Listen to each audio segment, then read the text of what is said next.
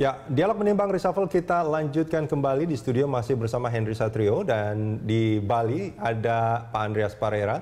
Pak Andreas, ini kalau kita bicara kembali Pak yang tadi saya tanyakan, kalau kita bicara soal pemerintahan kita dari rakyat, oleh rakyat, untuk rakyat, maka ketika rakyat yang rakyat menilai bahwa kabinet yang ada saat ini itu mesti di reshuffle kabinet, bukankah ini sebetulnya harusnya menjadi pertimbangan bagi administrasi Presiden Jokowi?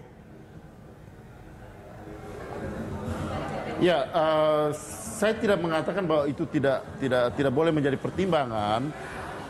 Itu sebagai masukan baik-baik saja gitu. Artinya sebagai bahan pertimbangan untuk Presiden, tetapi tidak mesti. Karena itu tadi yang saya sampaikan, jangan sampai potret sesaat itu dan karena munculnya sentimen-sentimen publik itu membuat Presiden membuat keputusan yang salah menyangkut reshuffle.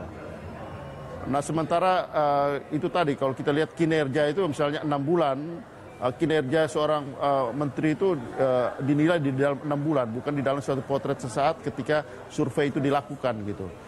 Sehingga opini publik dalam hal ini menurut saya tidak bisa menjadi ukuran yang sangat menentukan gitu, faktor determinan untuk pengambilan keputusan tersebut. Kalau survei dilakukan beberapa kali Pak, bahkan ada lembaga sebelumnya, Indobarometer juga melakukan survei pada bulan-bulan sebelumnya yang mengukur tingkat kepercayaan publik kepada Presiden Jokowi. Pemerintahan Presiden Jokowi itu hanya di atas 50% sedikit. Bukankah itu mestinya sudah menjadi lampu kuning bahwa Presiden harus melakukan sesuatu untuk mengubah itu? Ya, saya juga mengerti soal survei gitu. Ada orang sebut dengan longitudinal survei. Itu harus dilakukan dengan metode yang sama, objek yang sama di dalam waktu tertentu gitu. Ya. Itu bisa kita lakukan. Tapi kalau lembaga survei yang berbeda-beda, saya agak khawatir soal itu sebagai tidak bisa dijadikan ukuran ya. Saya kira tidak bisa kita pakai sebagai ukuran untuk pemerintah mengambil keputusan. Baik. Kecuali kalau itu tadi ada metode atau sistem survei yang disebut longitudinal survei itu dilakukan dengan objek yang sama di dalam rentang waktu yang panjang. Metodenya sama untuk melihat bagaimana perubahan perilaku.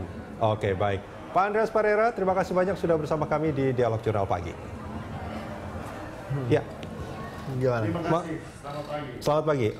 Mas Henry, tanggapan Anda soal ini? Jadi begini, ini kan unek-unek politik sebetulnya. Ini juga surveinya dilakukannya di website yang namanya unek-unekpolitik.com, unek2politik.com gitu kan. Duanya ini karena kemarin Pak Jokowi nomor 2 gitu kan. Jadi memang langsung ke sana unek-uneknya. Nah, sebetulnya memang publik ini betul Pak melihat terobosan apa sih sebetulnya yang dilakukan oleh para menteri gitu ya. Misalnya yang agak bikin kita deg-degan ya itu tadi misalnya Menteri Perencanaan Pembangunan hanya 10% memasukkan nawacita yang tadinya diagung-agungkan. Kemudian Menteri Pertanian dia tidak bicara tentang bagaimana ketahanan pangan ini harus dilakukan saat ini pada saat harga-harga bahan pokok melambung tinggi. Kemudian malah ada isu traktor yang diangkat lagi gitu kan. Menteri Pertanian ini dia harus bicara gitu bahwa di tangan dialah ketahanan pangan rakyat Indonesia ini terjamin gitu. Kemudian ada juga beberapa menteri yang melakukan terobosan walaupun skopnya sangat sektoral gitu. Misalnya Menpora sekarang lagi dengan PSSI, PSSI-nya tidak pernah berprestasi. Ini mesti gimana ini PSSI, apakah dibukukan saja atau diganti saja atau didiamkan? Nah ini kan juga terobosan juga seorang Menpora berani mengkonfrontir organisasi yang namanya PSSI yang selalu berlindung di bawah FIFA. Nah kemudian juga rakyat pasti akan menilai subsidi BBM dicabut bagus atau tidak. Kalau menurut saya pribadi bagus. Untuk diarahkan ke infrastruktur bagus, untuk diarahkan ke pendidikan juga bagus. Tapi jangan lupa Mas Rudi, ada yang lebih dekat dari itu, apa perut rakyat gitu. Jadi tidak fair juga kalau subsidi kan BBM dicabut. Gimana? Tadi kan yang disampaikan oleh Pak Andreas Parera, ada dua hal mungkin yang menjadi faktor penentu lah. Ya, ada soal keamanan, ada faktor kesejahteraan gitu. Nah, kalau menurut Anda dari dua hal ini sebetulnya apakah memang sudah memuaskan? Kalau keamanan, alhamdulillah kan kita aman-aman saja. Walaupun Presiden kemarin terlalu lama memutuskan gesekan antara KPK dan Polri. Bahkan sampai hari ini pun Presiden belum mengangkat kepala Polri definitif. Nah ini harusnya memang segera diselesaikan. Itu kan berarti hubungannya dengan DPR juga kan? Ya, tapi kan ada kaitannya dengan keamanan yang tadi Mas Rudi bilang. Nah kalau masalah kesejahteraan ini yang bikin kita deg-degan juga, yaitu seperti tadi saya bilang, ini perut rakyat diserahkan ke mekanisme pasar. Akhirnya mau beli apa-apa susah karena harga-harga juga masih melambung. Bahkan dolar kita, rupiah kita tuh melemah, terburuk sejak 98.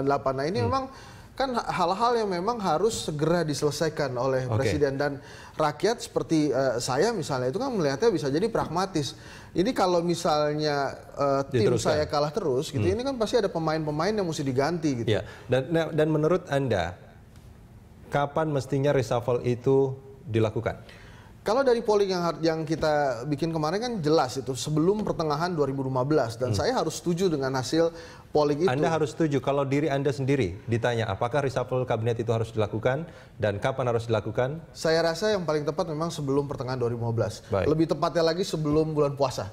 Kenapa seperti itu? Karena di bulan puasa itulah harga-harga kesejahteraan rakyat itu akan itu kan setelah bulan puasa, kemudian ada hari raya, biasanya harga-harga kan melambung tinggi naik. Ini kan udah naik nih. Ini kalau ditambah lagi puasa nih kayak gimana nih? Makanya menurut saya sih lebih pas memang sebelum pertengahan 2015, sehingga pada saat setelah Lebaran menteri-menteri baru ini bisa mulai bekerja dan memang mengejar apa yang dicita-citakan Jokowi JK lah.